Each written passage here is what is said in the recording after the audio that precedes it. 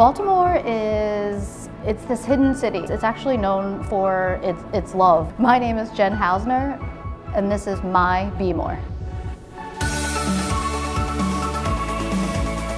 The most underrated thing about Baltimore is definitely the people. There are amazing humans in every nook and cranny of Baltimore.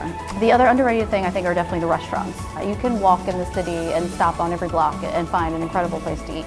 I take my kids to Sticky Rice every Monday because they have half-price sushi. They have a kids menu and they play fun music. It's very family-oriented. I love taking my kids to the Senator.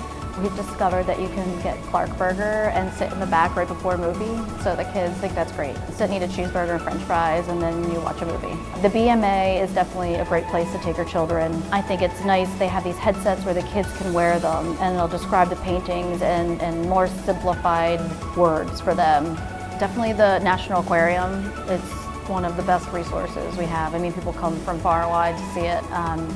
It's nice because it's so big, you can kind of focus on one area and stay there and then go back the next day and then maybe go see an IMAX movie. A sunny day is definitely get outside.